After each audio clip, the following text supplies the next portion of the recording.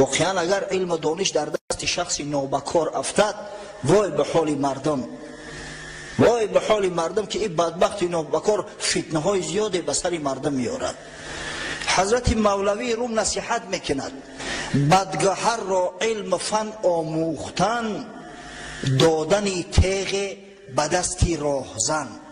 همین شخصی بدگهر احمق ناکس وقتی صاحب علم فن می شود، این مسئله ابلهی را میماند که در دست یک راهزن شمشیر را دهد، یعنی به دستی خود قتل خود چه آماده کند.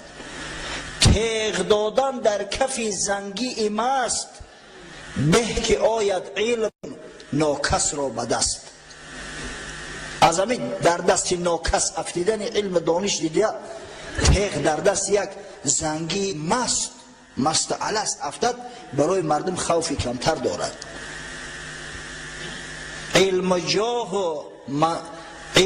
مال و منصب و جاه و قرآن، فتنه آرد در کفی بدگوهران.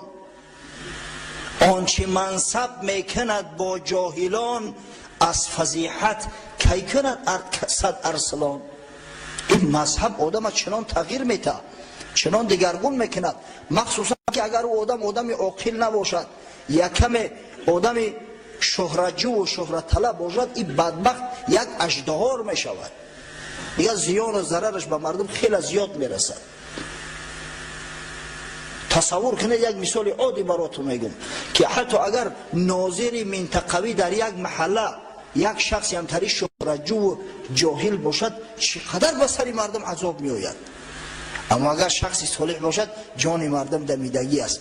در حق انور جان ناظر منطقوی محله من دعا میکنیم که خداوند از جمیع بلاها نگهبانش باشد، که واقعا شخصی صالح است و برای محافظت محله و برای نگه داشتن ترتیبات محله سعی تلاش زیاد میکند. خدا نگهبانش باشد.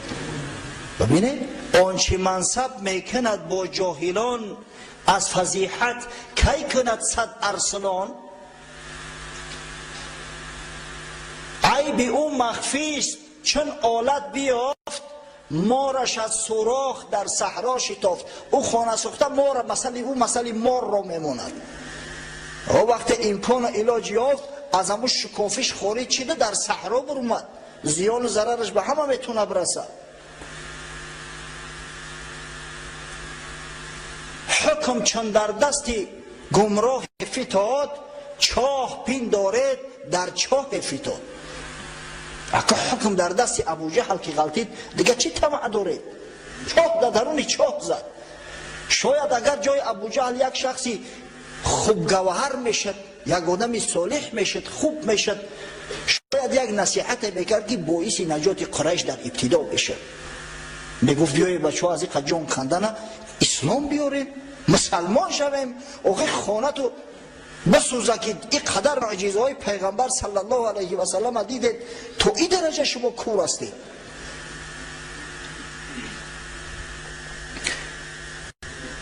احمقان سرور شدستند و زبیم، عاقلان سرها کشیده در گلیم.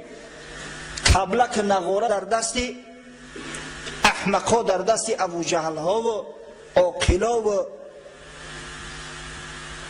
شخصان بزرگ بندگان خدا سرها در گلیم کشیدگی، مثل محمد صلی الله علیه و سلم بیچاره خلوت کار میکردن. خان مزمل حق نبی را از این سبب، که برون آی از گلیم ای بلحرب. سر مکش اندر گلیم رو مپوش، که این جهان جسم سرگردان تو هوش. از همین خاطر میگه خداوند یا ایها المزمل، گفت به پیغمبرش ای جامه در سر پیچیده، بخی قم، بخی ایجاد. تو کیت دنیا را در دست جاهلا و احمقا میگذاری. این دنیا مثل یک بدن است، بدنی بی سر و بی عقل. عقل سر این دنیا تو هستی، بخی مردم نجات.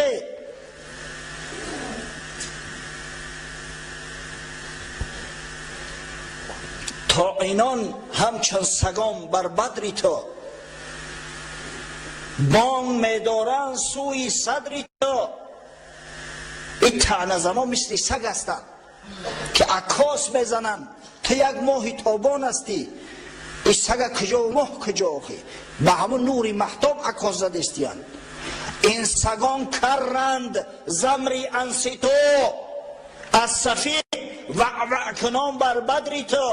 این خانه سوخته که سگا کرند امری انسیتو را نشنیدن که خداوند امر کرد اطاعت کنید، خاموش باشید، گوش باندازید به محمد صلی الله علیه و سلم وقتی که قرآن نزد شما تلاوت میکند. نه تو گفتی قاید اعما براه 100 ثواب و اجر یابد از اله. ای حبیبی خدا محمد، آخه از بشارت های توست که کسی که قاید کور است یک آدم نابینا را دستش میگیرد از یک راه میگذراند، یا یک آدم نابینا را دستش میگیرد به مسجد میارد، صدها اجر و ثواب از خداوند متعال اخذ میکند، کسب میکند. هر کی او 40 گام کوره را برد گشت آمرزیده و یابد رشد. ای حبیبی خدا، مگر تو ما را بشارت نداده که هر کسی شخصی کوره همین 40 قدم ببرد جنت بر او واجب میگردد، خداوند در جنت المأوا مستقرش میگردونه. پس بکش تا زین جهان بیقرار، جوق کوران را قطار اندر قطار. پس ای حبیبی خدا، این دنیا همه کورند، همه نابینان، همه از حق دورند. پس این جوق کورا را، این سیله کورا را قطار قطار بکش، نجات بده. کاری هادی این بود، تو هادی ماتمی آخر زمان را شادی. تو هادی امت هستی، هادی بنی بشر هستی. انمی کاری هادی همی است که تو کورا را بکش ببر، به شخصان رهگم راه هدایت، راه حقیقت نشان ده. یک غلام به دست، غلام زنگی، غلام یک یهودی گوسپند میچراند است. وقتی دید که یهودی ها همه سرتاپا مسلح شده ایستادیان و تیار شده استیان، سوال کرد که چی واقعه شده است؟ گفتن که محمد صلی الله علیه و سلم با لشکرش آمد. گفت این محمد کی است؟ گفتن یک شخصی که دعوای پیغمبری کرده است. یهودی ها گفتن. در دل همین مرد خداوند یک نور انداخت. گفت کنی ابرم تحقیق کنم. همه گوسپندا را پیش کرده آمد به لشکر مسلمانا. او دلش صاف که دارد پروا ندارد. آدم دلش صاف باشه همه را مثل خود حساب میکنه. او دلش سیقل دار آمد. گفت یا محمد صلی الله علیه و سلم، یهودی ها گفتن که تو دعوای پیغمبری میکنی؟ گفت بله من پیغمبر خدا هستم. گفت ما را به چی دعوت میکنی؟ گفت به این که خدا را پرستش کنه، در عبادت خدا کسی و چیزی را شریک نگردونه، به پیغمبری من ایمان بیارید. گفت اگر من همین کار کنم به من چی میرسد؟ گفت در این صورت خداوند تعالی در جنت المأوا مستقر میگردونه. این مرد گفت اشهد ان لا اله الا الله و اشهد انک رسول الله. یا رسول الله، گفت همین گوسپندا در دست من امانت، اینا چیکار کنم؟ اگه شما تصور کنه که مسلمان ها خوشون گرسنه، احوال گفتم. حتی در روایات اومده است که یک یهودی یک دنبه بو گرفتگی گوسپند از بالای قلعه پرتاید، همون مسلمان ها گرفتن استعمال کردن، گشنه بدن. اما امانت که گفت، غلام زنگی گفت که این امانت هست. پیغمبر خدا صلی الله علیه و سلم گفت اگر امانت باشن گوسپندا تا پیش و پیش کن بر در وادی حسبا رهاشو کن، انشالله خداوند به صاحبشو میرسونش. و همین غلام زنگی هم گوسفندا را آورد در وادی حسبا رها کرد. گوسفندا راه خونه‌شون نمیدونن کو، سراسیمه طرف قلعه آمدن و همون یهودی هم فهمید که غلامش مسلمان شده بود است، اما تمام گوسفندا را به دستش دادن. از برای خدا شما یک اندیشه کنه که چقدر عدل، چقدر جوانمردی، چقدر امانتداری. امروز چی درد رسیده است؟ برادر به برادر خودش باور نمیکنه یک چیز امانت بگذاره. اینقدر خیانتی که در امانت میکنیم، اینقدر حیله و نیرنگی که در جامعه هست. بعد این میگیم که کمبغلیم، قشاقیم، زندگیمو مشکل میگذرد، کارمو برار نمیگیره.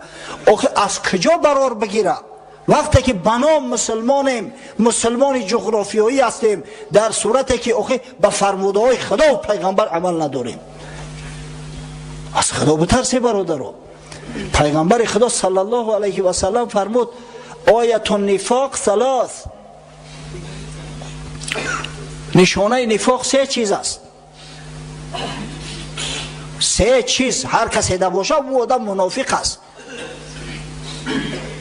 اذا حدث کذب و اذا وعد اخلف و اذا اؤتمن خان. وقتی شخصی که سخن میگوید دروغ میگوید در سخن گفتنش، از برای خدا ما دروغ بیاویم بگید از گفتن راستی ما میکنیم، همه قدر دروغگوی شدیم حسابش گم. پیش رفیقت رفته است تلفنش میکنی کجا دایی یا جوی را نام او خدا جان تماس کنه ماشین تا اگرنی اوراق حی کده استیان تو چیزو رو تو ماده در اینجا دروغ بگوی. میگه تو همین درجه رو واقع امروز دروغ جامعه را فرا گرفته است. باز قسم میخورم بالای همین دروغاشو. وقتی که وعده بتا خلاف وعده کند، وعده خلافی نشانه منافقا است. و نهایت وزنین ترین کار اذا اؤتمن خان، وقتی به کسی امانت را دادن در امانت خیانت کند. ببینه یک غلام زنگیه که مسلمان شده است، جانش خلاص شده است از او یهودی، پیغمبر خدا را سوال میکنه که یا رسول الله همینا در دست من امانت چیکارش کنم؟ مقصد در دست تو تسلیم کنم چیکارش کنم؟ خودم بگیرمش؟ حضرت صلی الله علیه و سلم امانت داریش ببینه محمد امینه گفت بر در وادی حسبا رهاش کن. اگر چند مسلمان ها احتیاج داشتن، اگر همون را در جنگ میگرفتن، او غنیمت جنگی بود برای مسلمان ها را از شیر مادرش حلال بود. اما وقتی که امانت است، او غلام به اختیار خود پیش کرده گرفته است آورده استش. ببینه که مسلمان ها تا کدام درجه در امانت وفادار بدند و خیانت نمیکردند.